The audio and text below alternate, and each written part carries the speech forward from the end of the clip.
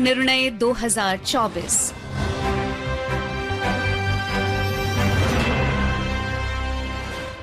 Welcome listeners to our ongoing series on elections, Lok Nirnay 2024.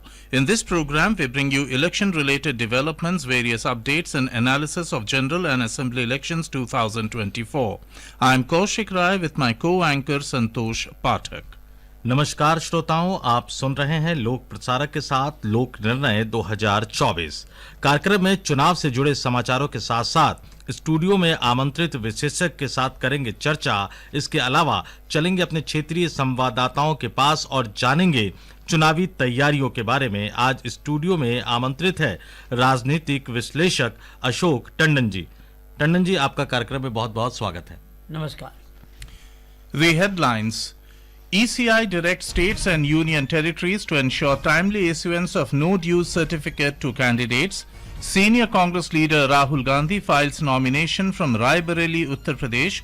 Various prominent leaders, including BJP's Ramveer Singh Biduri and Raj Babbar of Congress, filed their nominations. Top leaders of major parties conduct whirlwind tours in poll-bound areas. अब headlines Hindi में। निर्वाचन आयोग ने राज्यों और केंद्र शासित प्रदेशों को उम्मीदवारों को समय पर नो ड्यूज सर्टिफिकेट जारी करने का निर्देश दिया। कांग्रेस के वरिष्ठ नेता राहुल गांधी ने उत्तर प्रदेश के रायबरेली से नामांकन पत्र दाखिल किया। भाजपा के रामवीर सिंह बिधूरी और कांग्रेस के राज बब्बर सहित कई अन्य प्रमुख नेताओं ने भी अपने अपने चुनाव क्षेत्र से भरा पर्चा। प्रमुख राजनीतिक दलों के शीर्ष नेताओं ने चुनावी क्षेत्रों में जनसभाओं को किया संबोधित। The Election Commission today directed all the states and union territories to ensure time-bound issuance of no-dues certificate to intending candidates to be included in their affidavits. In a letter to the chief secretaries of all the states and union territories, the EC emphasized the importance of filing nomination papers along with an affidavit for all the candidates. The EC said the affidavit must be fully completed without leaving any column blank. It further specified that no-dues certificate has to be submitted before the returning officer along with the affidavit latest by 3 p.m. on the last date of making nominations in the constituency concerned. The EC said if the candidate fails to provide no dues certificate, it will go against their candidature at the time of scrutiny of nominations.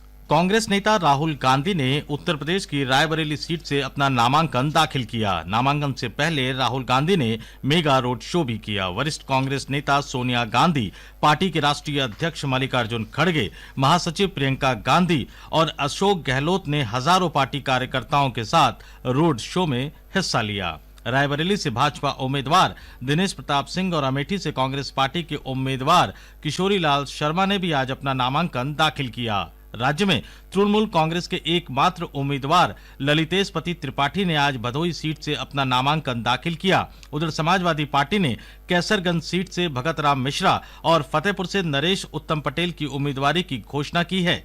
Lok Sabha चुनाव के 5वें चरण के लिए नामांकन पत्र भरने की आज अंतिम तिथि थी। पर्चों की जांच कल होगी और सोमवार तक नाम वापस लिए जा सकते हैं। BJP candidate from the South Delhi Lok Sabha constituency, Ramveer Singh Biduri, filed his nomination papers this afternoon. Mr. Biduri will face Sahiram Pahalwan of AAP on the seat. BJP candidate from Chandni Chowk, Praveen Khandelwal, also filed his nomination today. Congress has fielded JP Agarwal from the seat. Udit Raj of Congress filed his nomination from Northwest Delhi seat today, where he will face Yogendra Chandolia of BJP. Meanwhile, Congress leader Raj Babbar also filed his nomination from Haryana's Gurugram Lok Sabha seat. BJP has fielded Rao Inderjeet Singh from the constituency.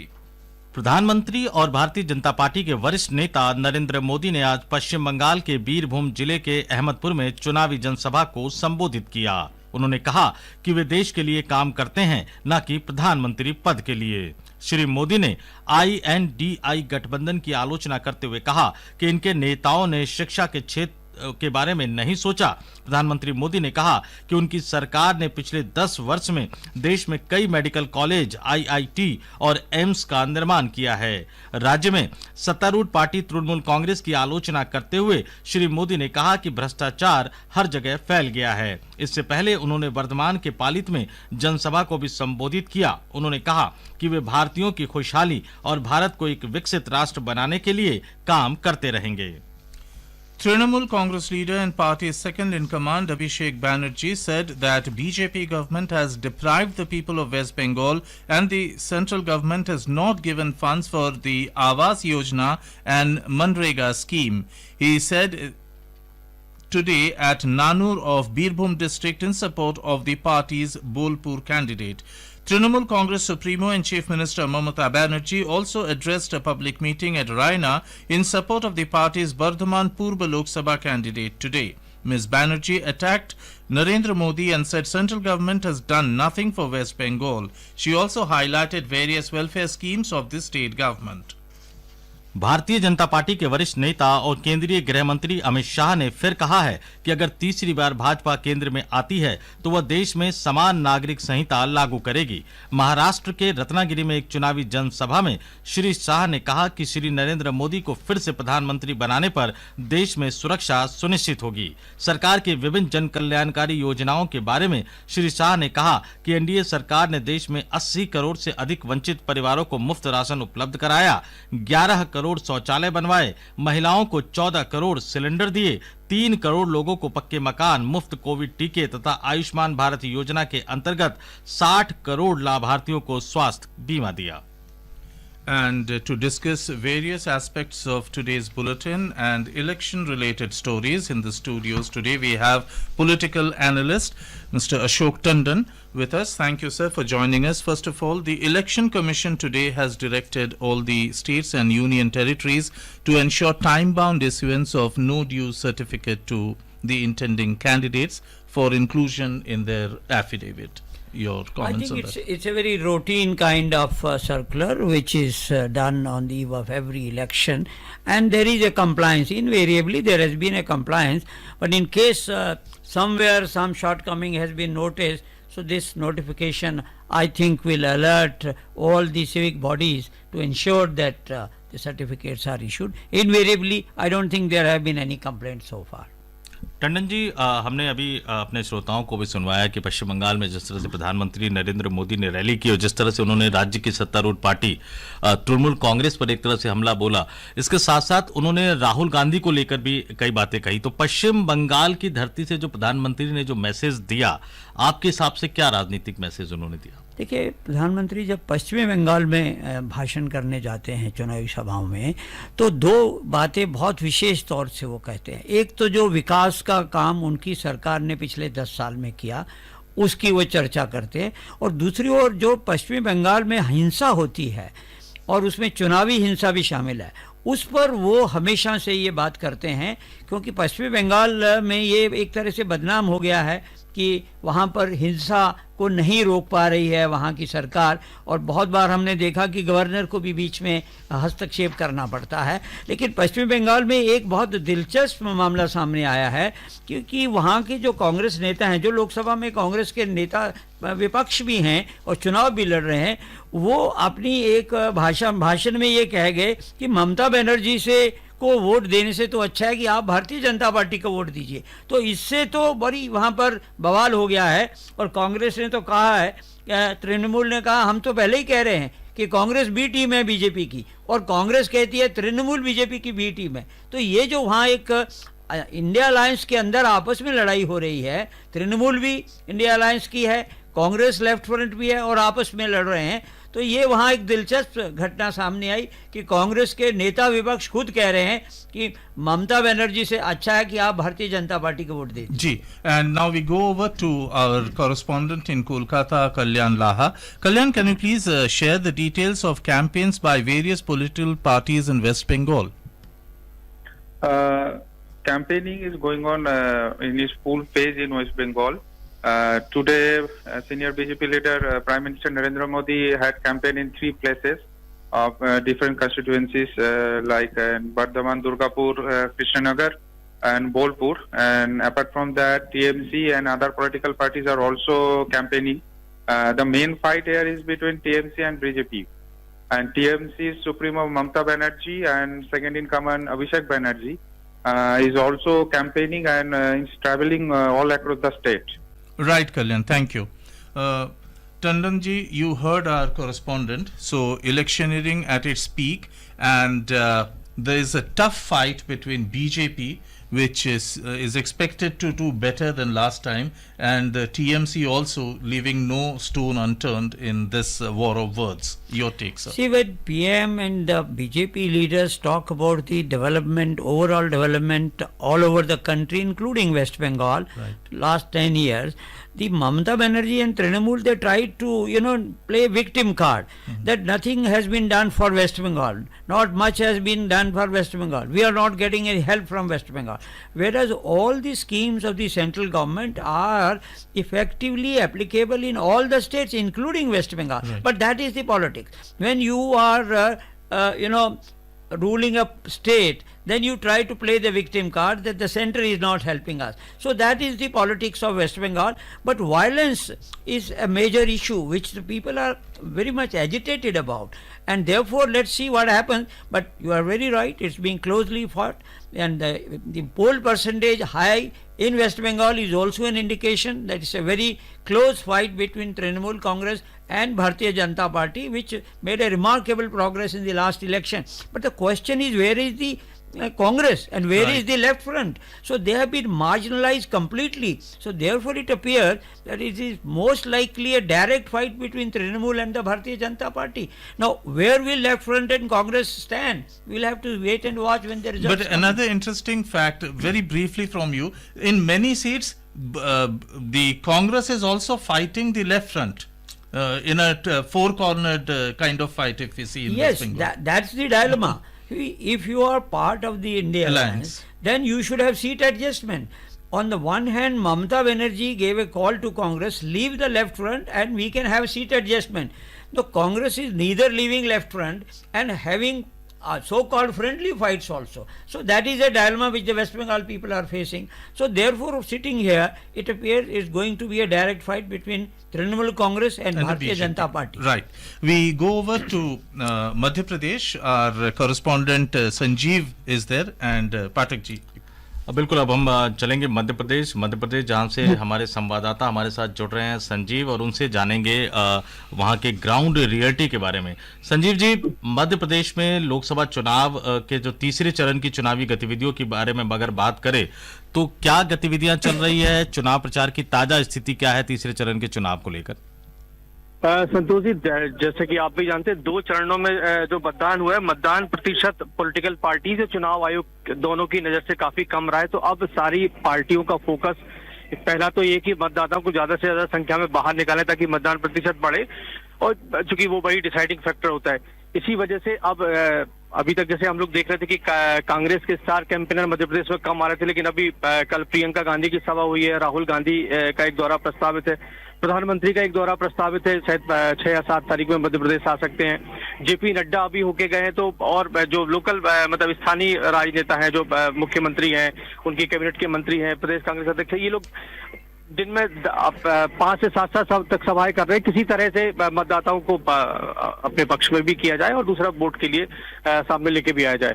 बिल्कुल, तो हमारे संवाददाता Sanjeev ground report दे रहे थे वहां से। और टंडन जी, मध्य प्रदेश के राज्य की बात करें, जिस तरह से एक बम्पर जीत विधानसभा चुनाव में बीजेपी ने हासिल की और उसके बाद बिल्कुल एक नए चेहरे को उन्होंने मुख्यमंत्री बनाया, वहां 29 में से 28 सीट बीजेपी पिछली बार जीती थी, इस बार एक छिंदवाड़ा पिछली बार नहीं जीत पाई थी, इस बार वहां भी कोशिश की बीजेपी ने।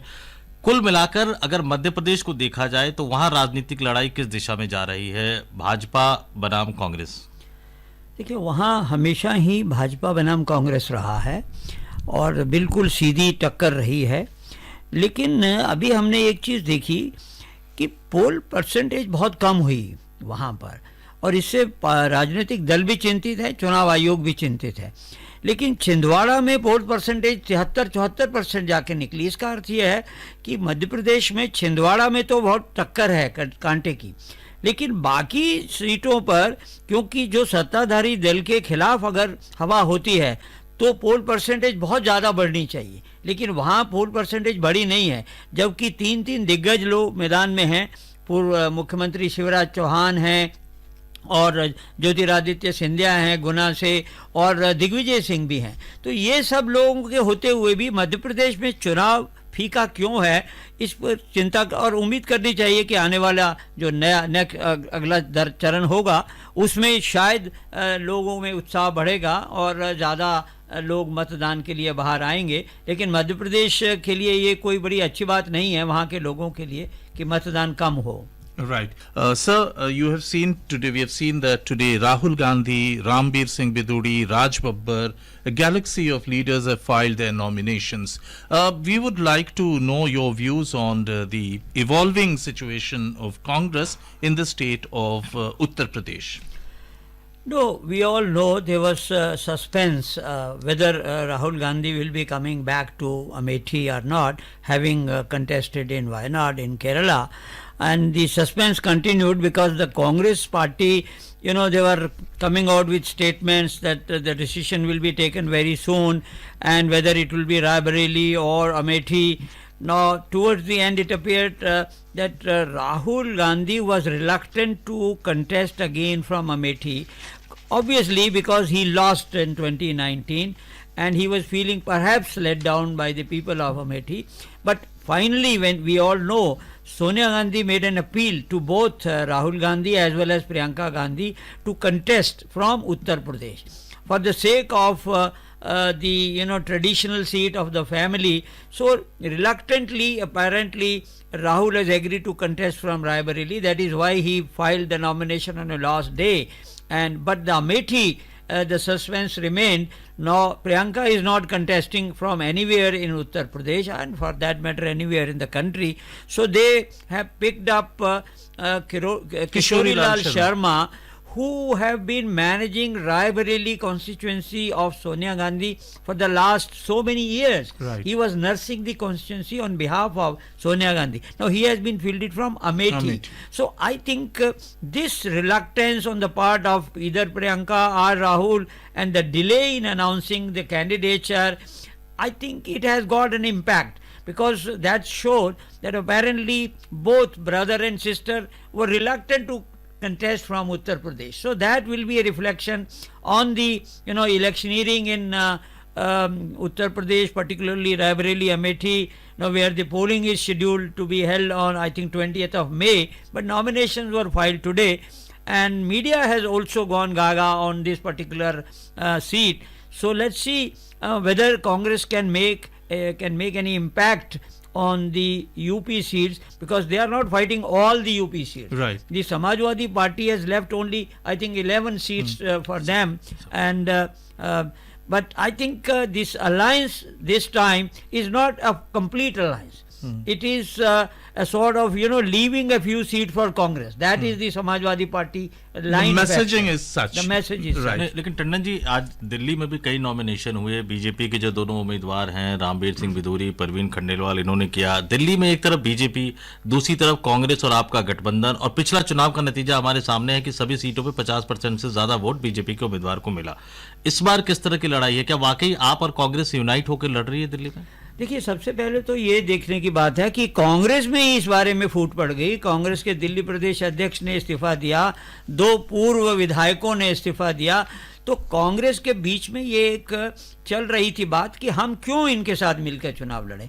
हमने बहुत चुनाव अकेले लड़े हैं, जीते हैं, हारे भी हैं, लेकिन इनके साथ वो दल जिसने हमारा ही वोट बैंक खा लिया, उसके साथ हमको समझौता नहीं करना चाहिए। लेकिन लगता है कि हाईकमांड के दबाव में समझौता हुआ और कांग्रेस को केवल 3 सीट मिली हैं और 4 आम आदमी पार्टी लड़ रही है, लेकिन कहीं तालमेल होता हुआ दिख नहीं रहा है।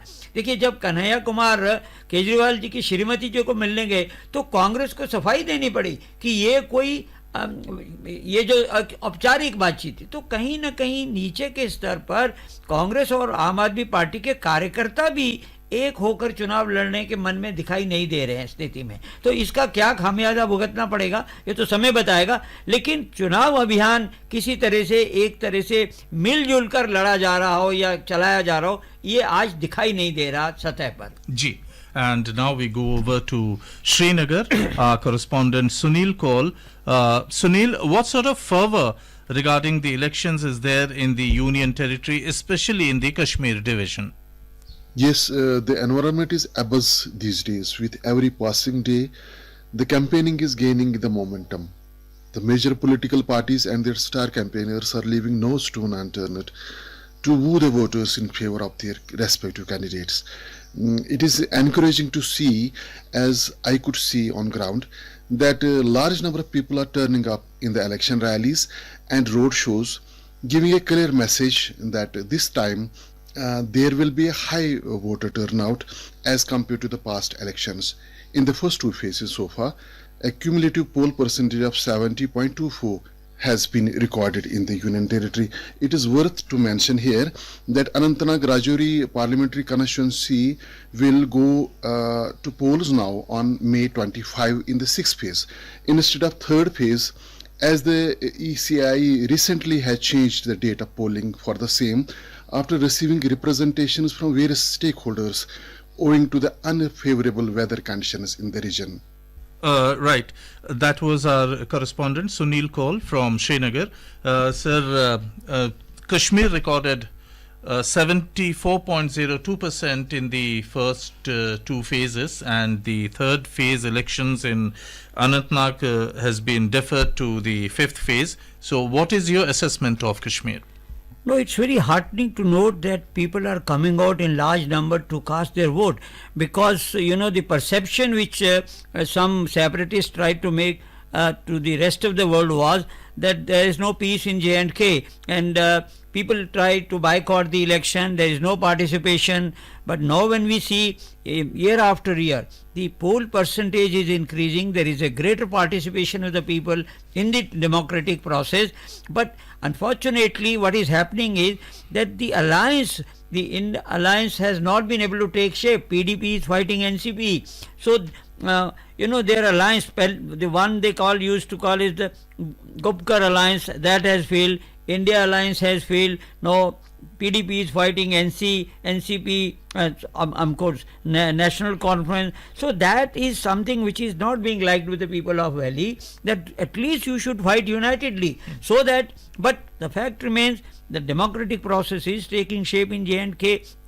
People are participating. Whosoever wins or loses is not material, because the whole world, particularly the Islamic world, they watch election in Jammu and Kashmir, because Pakistan propaganda is such that people are not with India, they don't want to live with India. But when they take part in the democratic process, they elect members of parliament. From there, now we will see very soon the elections to the state assembly will also be taking place. So the rest of the world is watching J&K election, and I think it's a very, very encouraging sign that people of Jammu and Kashmir are not going what the propaganda of Pakistan or some separatist element is, and they are very much part and parcel of India. बिल्कुल टंडन जी, आपने बिल्कुल सही कहा कि जम्मू कश्मीर की जनता एक तरह से पूरी दुनिया को जवाब दे रही है। और अब हम अपने इस कार्यक्रम के खास हिस्से में पहुंच गए हैं, जहां हम खास निर्वाचन क्षेत्रों के बारे में, चुनाव क्षेत्रों के बारे में बताते हैं। और इसमें जो सबसे पहले हम आपको बता रहे हैं गुजरात की भरूच लोकसभा सीट के बारे में,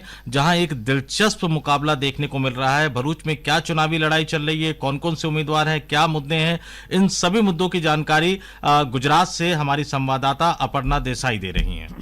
भरूच गुजरात के महत्वपूर्ण संसदीय निर्वाचन क्षेत्रों में से एक है, जिसमें 7 विधानसभा क्षेत्र शामिल है। इस लोकसभा सीट में डेडियापाड़ा और झगड़िया विधानसभा क्षेत्र समेत कई आदिवासी बहुल इलाके भी शामिल है। इस सीट से भाजपा के मनसुख वसावा 6 बार सांसद रह चुके हैं, जो इस बार भी भाजपा की टिकट से चुनाव लड़ेंगे। यह उन 2 सीटों में से एक है जिन पर आम आदमी पार्टी गुजरात में चुनाव लड़ रही है। इस बार इस सीट पर भाजपा के नेता मनसुख वसावा, आप के नेता चैतर वसावा और भारतीय आदिवासी पार्टी के दिलीप छोटू वसावा के बीच त्रिपक्षीय लड़ाई होगी। बिल्कुल, तो ये भरूच की जानकारी हमारी संवाददाता दे रही थी अपर्णा देसाई। और अब हम चलेंगे बिहार में हमारे संवाददाता धर्मेंद्र राय हमारे साथ जुड़ रहे हैं, जो हमें जानकारी दे रहे हैं बिहार की हाई प्रोफाइल सीट मधेपुरा के बारे में। मधेपुरा संसदीय क्षेत्र बिहार के उन हाई प्रोफाइल सीटों में शामिल रहा है जहां 2 राजनीतिक दिग्गजों शरद यादव और लालू प्रसाद के बीच कई बार रोचक चुनावी मुकाबले हुए हैं। 6 विधानसभा क्षेत्रों वाले मधेपुरा संसदीय सीट पर मौजूदा राजनीतिक समीकरण देखें तो मधेपुरा को छोड़कर आलमनगर, बिहारीगंज, सोनबरसा, सहरसा और महिसी की विधानसभा सीटों पर अभी एनडीए का कब्जा है। 6 में से 4 सीटों पर जदयू, जबकि एक पर राष्ट्रीय जनता दल और भाजपा के विधायक हैं।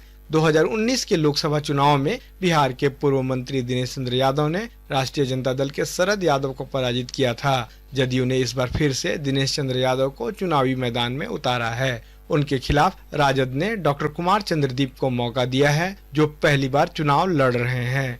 हर वर्ष कोसी और उसकी सहायक नदियों से होने वाली बाढ़ की तबाही से समूचा क्षेत्र बुरी तरह प्रभावित रहता है। बेरोजगारी और पलायन इस क्षेत्र के प्रमुख मुद्दे हैं। बहुत बहुत धन्यवाद धर्मेंद्र जी। टंडन जी, आपने हमारे दोनों संवाददाताओं को सुना। हम गुजरात के भरूच की बात करेंगे कि गुजरात वो राज्य रहा जब लंबे समय तक कांग्रेस का शासन रहा। पिछले लंबे समय से अब बीजेपी का शासन है। भरूच लोकसभा सीट अहमद पटेल साहब का इलाका माना जाता रहा है। उनके बाद ये माना जा रहा था कि उनकी बेटी यहाँ से चुनाव लड़ सकती हैं, लेकिन कांग्रेस को भरूच और एक और लोकसभा सीट, 2 लोकसभा सीट, दूसरी भावनगर है, दोनों लोकसभा सीट आम आदमी पार्टी को देनी पड़ी। भरूच बहुत ज्यादा खास ये है कि चूंकि अहमद पटेल जी का इलाका माना जाता रहा है, उसके बाद वहां उनकी बेटी ने तो बहुत ज्यादा विरोध नहीं जताया। उन्होंने कहा कि ठीक है, पार्टी की मजबूरी मैं समझ सकती हूं, लेकिन क्या वाकई दिल्ली की तरह के हालात क्या गुजरात में है? क्योंकि जो 2 सीटों पे आम आदमी पार्टी लड़ रही है, क्या कांग्रेस को कन्विंस कर पा रही है वो कांग्रेस के कार्यकर्ताओं को? देखिए, पहली बात तो ये है कि अहमद पटेल सोनिया गांधी जी के पॉलिटिकल एडवाइज़र रहे, कांग्रेस पूरी के पॉलिटिकल एडवाइज़र रहे, और वो एक स्तंभ के तौर पर कांग्रेस पार्टी में उनका रोल था। उनके जाने के बाद कांग्रेस ने लगभग ये मन बना लिया था कि आने वाले चुनाव में उनकी बेटी को हम भरूच से लड़ाएंगे, और उन्होंने तैयारी भी करनी शुरू कर दी थी। लेकिन आम आदमी पार्टी ने जिस तरह की शर्त रखी कि दिल्ली में हम आपको 3 सीटें तब देंगे जब आप हमें 2 सीट गुजरात में दें, और गुजरात में भी वही 2 सीट दें जो हम चाहते हैं, भरूच और भावनगर। और इस कशाकशी में आखिरकार आम आदमी पार्टी का अपर हैंड रहा, और उनको ये गुजरात में वो 2 सीटें देनी पड़ी। देखिए, गुजरात में आम आदमी पार्टी कोई सीट जीतेगी इसके बारे में मैं कोई भविष्यवाणी नहीं करना चाहता, लेकिन वो क्या है कि उनको जो अखिल भारतीय पार्टी का एक दर्जा मिला है, उसमें वो जब तक वोट नहीं लाएंगे अलग अलग राज्यों में तो वो दर्जा छीन सकता है। इसलिए उन्होंने गुजरात में दांव लगाया है कि अगर कांग्रेस यहाँ लगातार कमज़ोर होती गई तो हम कांग्रेस की जगह यहाँ गुजरात में भी ले सकते हैं, जैसे हमने दिल्ली में ली है। इसीलिए वो गुजरात की सीट लड़ने पर वो बहुत ज़्यादा जिद कर रहे थे, और वो ले भी ली, और दिल्ली में उन आम आदमी पार्टी की मर्जी वाली 3 सीट ही कांग्रेस को मिली हैं, कांग्रेस की मर्जी की नहीं मिली है। So, Tandon ji, then your assessment is this time, though we are seeing so much high-profile fights everywhere and candidates by the INC, it seems that the Congress is playing the role of a supporting caste in these elections 2024. Not in all the states, but in certain states and certain constituencies, like as I said, UP Congress was not in the driving seat. It was the Samajwadi Party which was in the drive. They dictated the seat. They left western UP seats for the Congress where SP is weak. Similarly, we have seen in Delhi, they have dictated term. In Punjab, they have refused to even give 1 seat to Aam Aadmi Congress, except Chandigarh. So that means in certain areas, the alliance partners of the India Alliance were in driving seat rather than Congress leading the alliance from the front. Right. Ashok Tandon ji, you discussed various issues and enlightened our listeners with your valuable inputs. Thank you so much indeed.